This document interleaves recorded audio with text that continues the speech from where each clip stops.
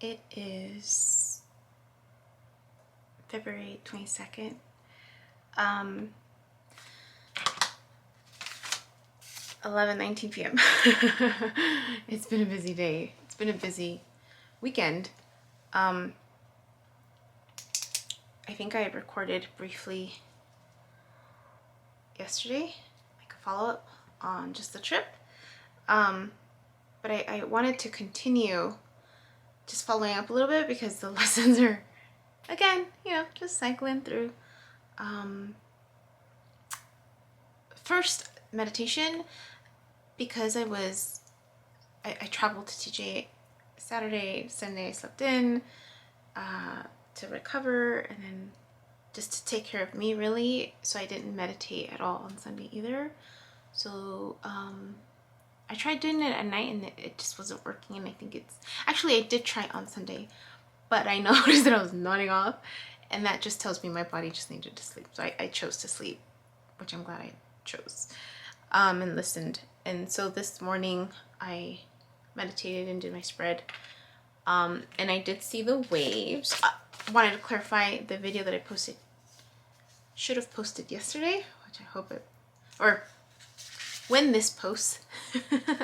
The previous video that I'm following up on, I don't know why I said it was the 28th. It should have been 2/21, because today is 2/22. February 22nd. So I just want to clarify that.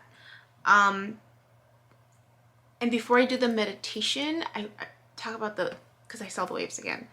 I want to talk about last night, because I woke up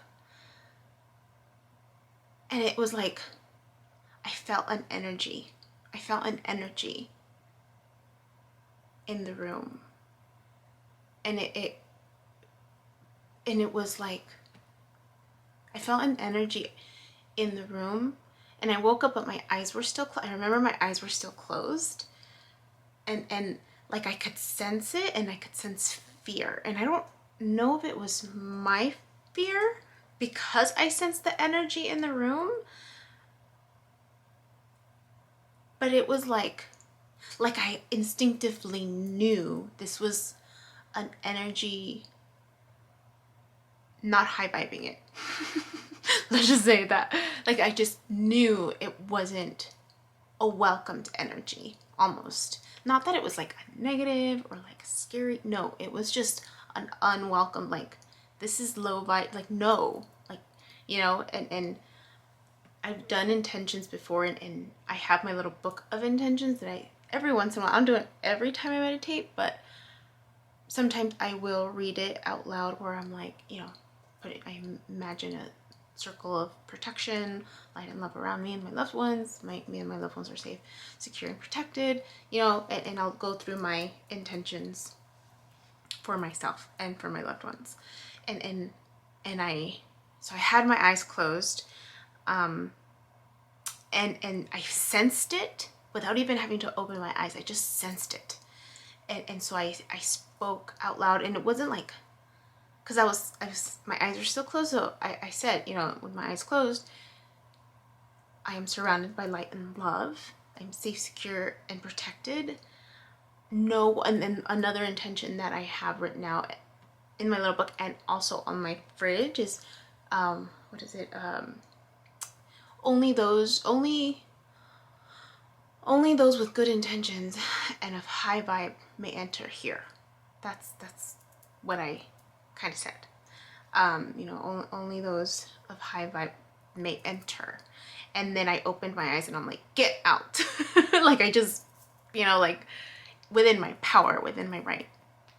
And then, so my eyes were open. I'm like, okay. And I didn't feel it anymore. I didn't feel that energy, because it was trippy. It was like I sensed someone was here. Yeah. And I've been going through my many videos, like, trying to clean up. I mean, I had to, like, again, I maxed out with my storage, had to, like, transfer, blah, blah, blah. I'm going through the videos, and then I'm sure it's already going to be posted, but the video of when I had that dream of this person, it was that same, not the same energy, but that same feeling that there was an energy here, only that in my dream it felt like that I felt this person's energy, like tangible, like he is here in the next room. It felt, I've never experienced a dream like that before, where I felt the energy and this person, like tangible, like you were here. I mean, I know I've shared that other situation where I felt that energy come in, but that was literally like just an energy of coming in and rushing in, and like it was like, I don't know if it's a progression, whereas I wonder if it's a progression of me, like how I'm picking up the energy maybe, whereas when I said that there was someone like trying to barge through my door, and then I felt that breakthrough and the rushness of this energy coming towards me, and then this energy like just, you know, embracing me and holding my hand and just kind of whispering in my ear, and then that other energy of like just embracing me, and then that progressed to like physical, like you were here. I mean, it just felt so real. And it was just a different experience. And then last night it was, I mean, I had my eyes closed, but I woke up with my eyes closed, and I just sensed it. Like I just sensed this low vibe energy. Not scary, but I sensed that. So the fear in me, I couldn't tell if it was my fear or if it was tied to this energy, but I just intuitively knew like this is a low energy. Low energy. That's just all I felt. And I'm like, how the hell did you get in here? Type of feeling. Like, no one of low vibe, you know, could enter my space. And once so there was this sense of empowerment, right? In just taking that, making that statement. And Christina Lopes talks about it. Maybe I'll add that link again, where she talks about negative energies and just how much power we really have. We really have a lot of power with our spoken word, right? And our intentions. So coincidentally, why was I bringing that up? I forgot why I was bringing that up. Oh, so anyway, so then this morning I did my meditation, did the waves, and the waves this morning, it was the light. It was in the middle of the ocean again. Like, I mean, it looks like the horizon and the ocean. That's what it always looks like. It starts off being, and then it was this back and forth motion of intensity. Actually, it's not intense. It was just like just being present almost. And I wrote it down because it was this morning, and you know, I had a busy day. So I wrote down, there's back and forth. It wasn't intense. It was just like there. And then from the future, so my right, the wave,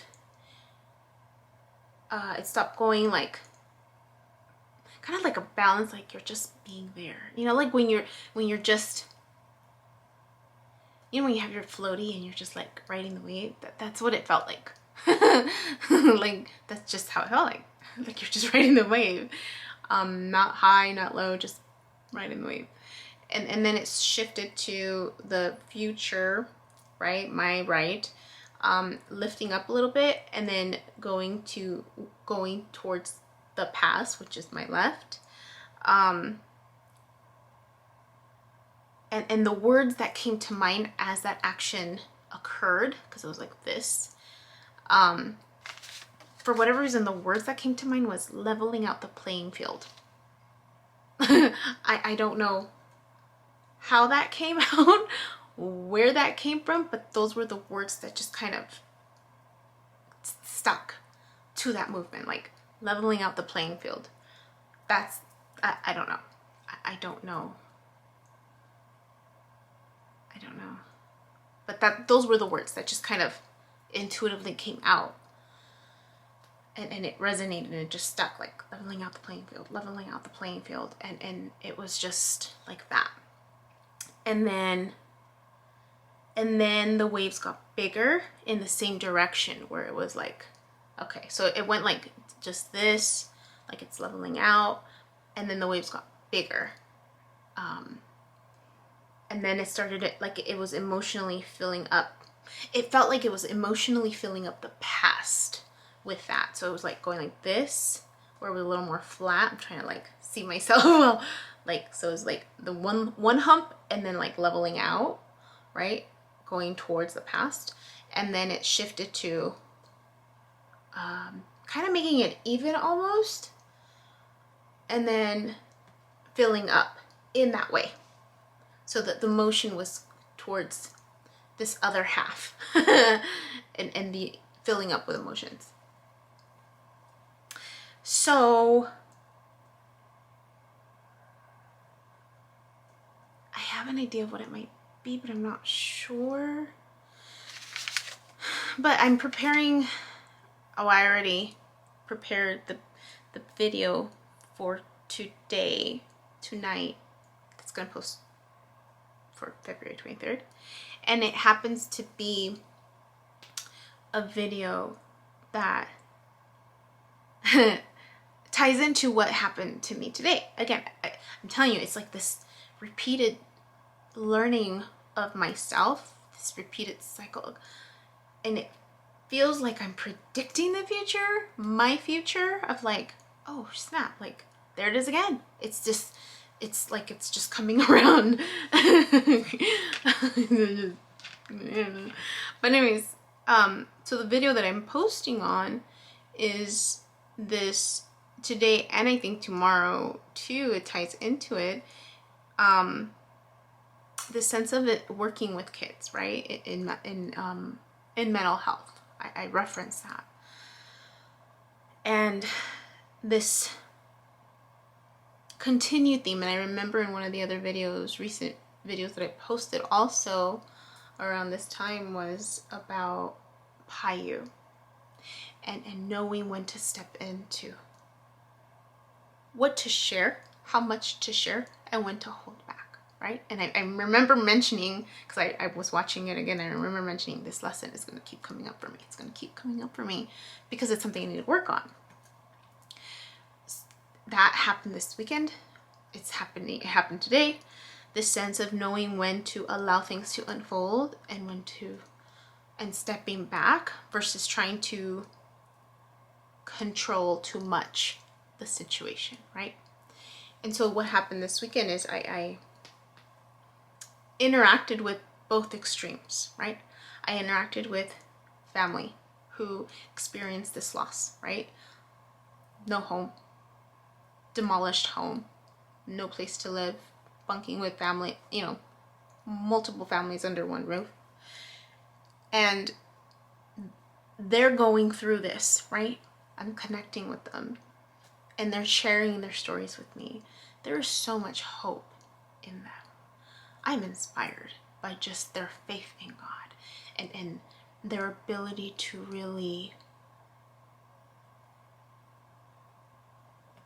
find that peace within with what's going on. And I don't know if it was always like that, right? From when it happened to when I went to see them. But they exuded that hope, that gratefulness, right? That they are alive, right? Despite having lost money that they put into their home and some of their belongings, and that sense of stability almost.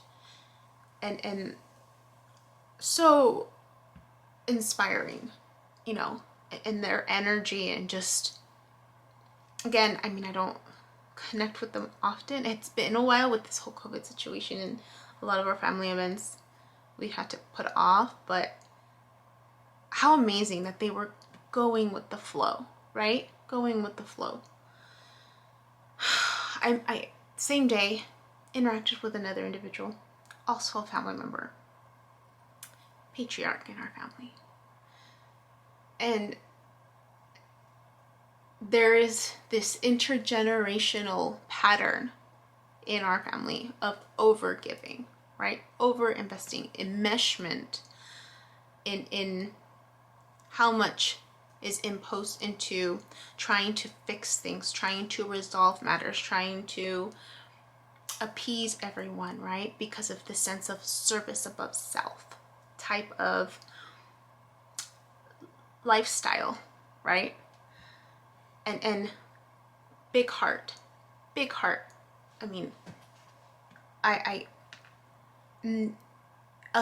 they will welcome a stranger, and their hospitality is like you will never go hungry in that house, right?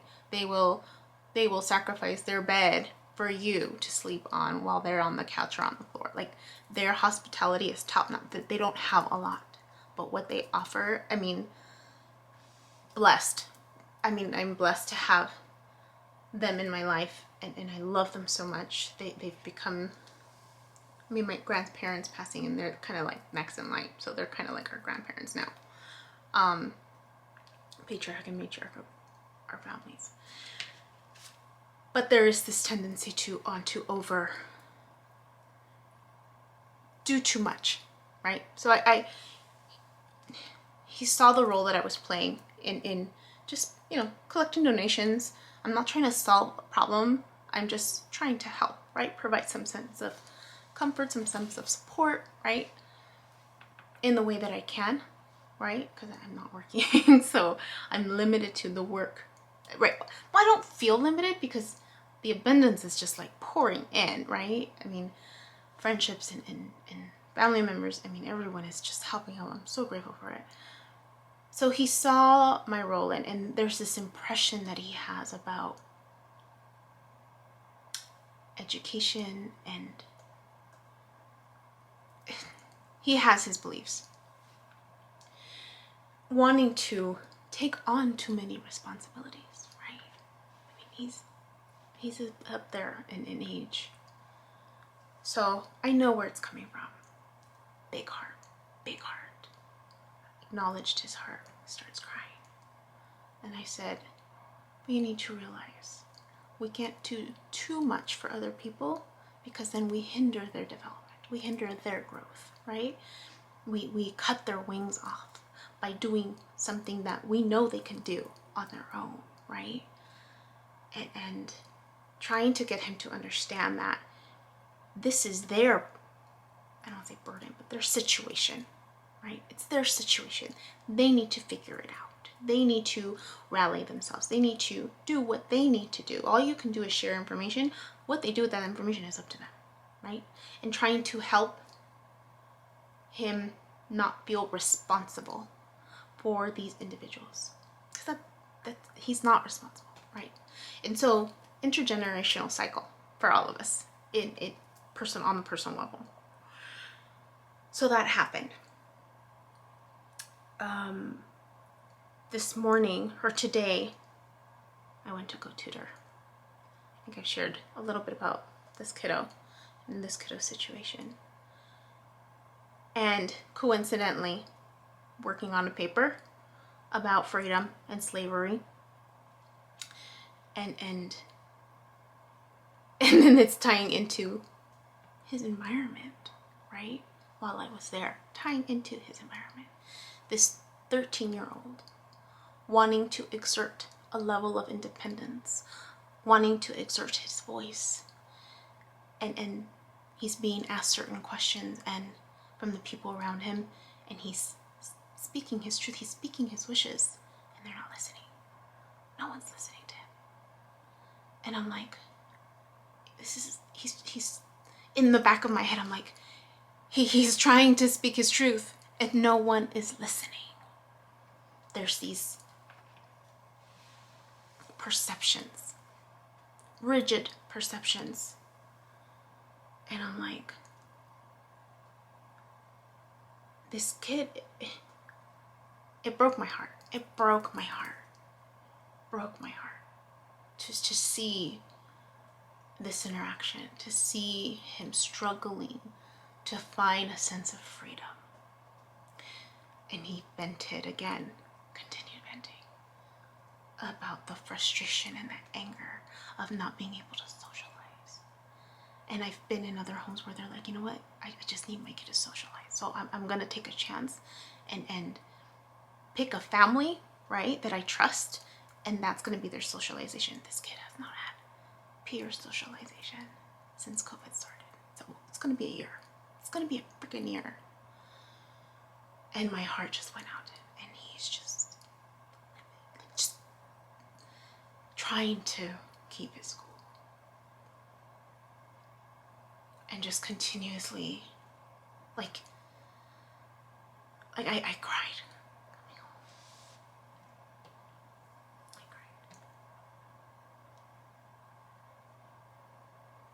Because you can't do anything.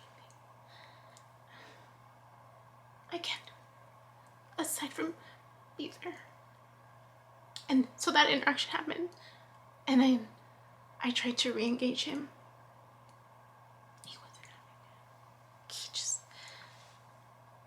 He wasn't having it. And I sensed like he was pulling away energetically, like he was done. And I wasn't gonna push him. I'm like, I'm not going to, he's already, right, experiencing people trying to control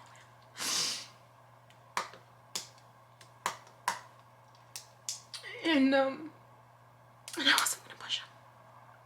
I wasn't gonna exert more of this micromanaging. Oh man.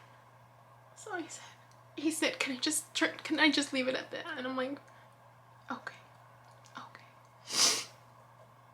And then, you know, I gave him an opportunity. Like, he was doing his work, and he's like, so I said, you know, it looks like you're wanting to do this on your own. How about you just work on it and then ask me for help? He was struggling to get stuff done, but wouldn't ask for help. He was angry. So I was like, okay, I just need to step back. And as I was going home, I was thinking, right, about that connection with mental health and learning, and how it was that I shifted a little and started that curiosity of transitioning from teaching to considering like this mental health. And I remembered the little girl in my past. You know, there's always that one kid or that one person that transforms your world a little bit, you know, like just shifts your perspective, and you're questioning about why is the world like this. And I remember this little girl, her name was Sandra. I'll never forget her. I was in undergrad, and it was an after school tutoring program. I had never met a girl like her. Flipped desks over, ran with scissors. She was a runner, sought the attention of so many boys. And I'm like, what is going on with this child? And I was just an after school program instructor. So I went to her day teacher. I'm like, I need to know more about this child. Like, what works, what doesn't work? They're like, they were laughing it off. They're like, good luck. She was a third grader. Good luck is what they told me. I'm like, you've got to be kidding me. I went to, I was a second grade teacher, first grade teacher. Do you have any advice? Good luck. I'm like, oh my goodness, like so many people are giving up on this child. And I was determined.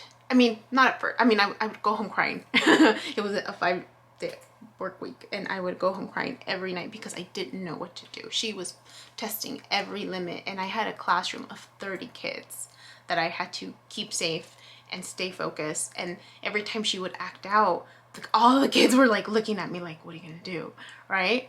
And I had to keep my cool, right? Stay in control. I'm like, all right, don't worry, you know, she's gonna do her thing.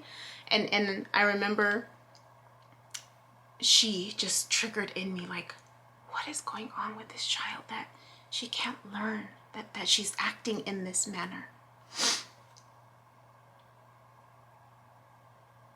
I learned a little bit more about her family history. I was like, okay, makes a lot more sense. So I put her in a behavior chart, specific behavior chart. I literally wore this behavior chart over myself like a poster. And I explained to her, when you get a sticker, right, I'll have a prize box. It worked. It worked. And I had to let go of control. I had to let go of certain things, right? She wouldn't raise her hand. She would follow directions, but she was loud about it. And so, like, if I wanted her to clean up, she's like, look, teacher, look, I'm all done. And she's sitting down and she's like, you know, like, look, teacher, like, look at me, look at me, look at me, right? Screaming. And all the kids are like, so I just went with it. I went with the flow. I'm like, look, class, look at Sandra. Like, everybody should be following like Sandra, and just really highlighting this positive, the fact that she's following direction one, right? She's staying safe too. And having to let go of like the fact that she didn't raise her hand, the fact that she's freaking screaming out loud, right? I'm taking whatever she's giving me. She's working with me. I'm a meter halfway. Balance. This little girl, after a year, hugs me and she says, I wish I had a mom like you. Not to say that her mom was neglectful. Her mom was a hardworking mother of 7. Hardworking mother of 7.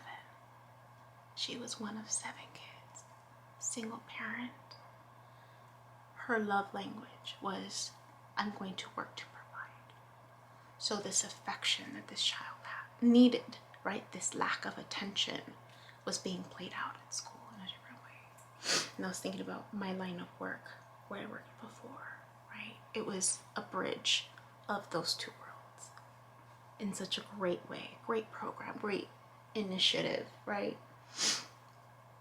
And just remembering how there was a shift in me of wanting to know a little bit more, and realizing that kids cannot learn, people cannot learn when there's hurt, when there's stuff going on in here and stuff going on in here that needs to heal, right?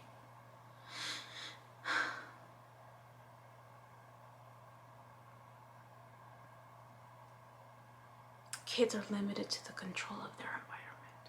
People are limited to the control of their environment. And if we're all hurting inside, right, we're needing to heal our inner child, it's going to affect how we take in information, how we learn. Trying to find the balance, right, in the control. Trying to find the balance of how much to not overstep and hinder someone's growth. This 13-year-old boy should know how to feed himself. He should know how to feed himself.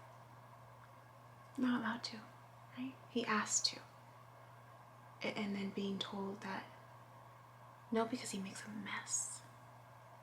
Of course he's gonna make a mess. He's learning. Not having any social interaction, almost every part of his life is being controlled. And he's trying to exert some type of independence. In small ways. These are just small ways, but they're meaningful ways to his overall growth. His voice is being diminished.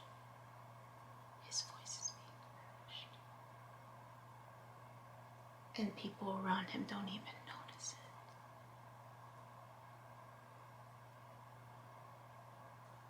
it. I mean, and we can even take a step back and look at society, right? How much government can control, right? What we say, what we do, if we allow it to. and how it can minimize the voices of some people, some groups of individuals.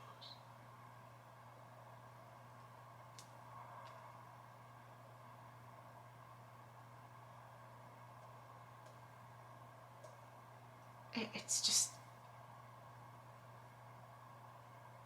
there's only so much we can do, right?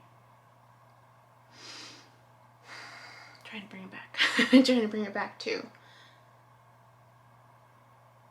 knowing what battles to fight, knowing when to step back and just allow things to occur naturally, or they're learning, right? These are their cycles to go through. And it sucks. It sucks. It hurts to watch. It hurts to watch. MG's message this morning, guess what it was on? People needing to go through their cycles for, you know, their own tower moments, for that transformation to occur, for that growth to occur.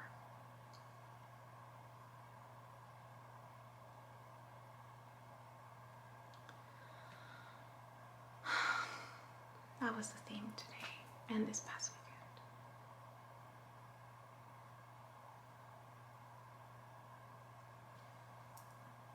That was it. That's all I wrote on my notes, so I wouldn't forget. This was a really busy day. But all right, that's it. You guys have a good night, or a good one. It's morning post, so take care. Hi. My name is Yubi, and in case you haven't figured it out, this footage is capturing my experience as I learn to navigate my personal spiritual awakening. I am learning that this experience is unique to each one of us, in whatever way we believe we are embracing living our truth. This just happens to be my journey. And despite me having a graduate degree and a license in clinical social work, this by no means is intended to replace any type of mental health advice. This is just me on a personal level, documenting my experience, shedding light on the truth that I am learning and discovering for myself, and really inviting you along for the ride. If by some magical chance you find this content to be helpful in any way, shape, or form, please click the like button, share the message, subscribe to my YouTube channel. I have an Instagram account, a personal one, and one specifically for this channel that you're more than welcome to check out. I'm an open book. I have also created t-shirt designs. I'm wearing my favorite one right now, which is the North Node design, but I have that and other things that you can look at inspired by this process and journey, and I have the link in the description box as well as in the about section of my YouTube channel. So you're more than welcome to check those items out. Any type of support is great.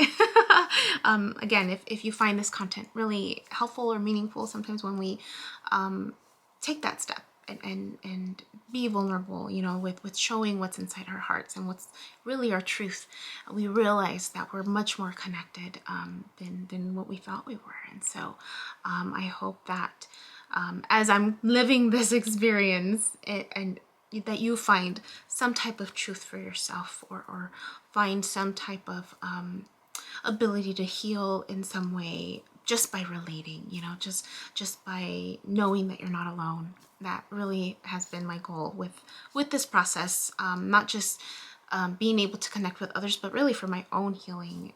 It's definitely been a therapeutic experience and a very creative one for myself. So I thank you, and I wish you all the best, and we'll see what else comes next for me. So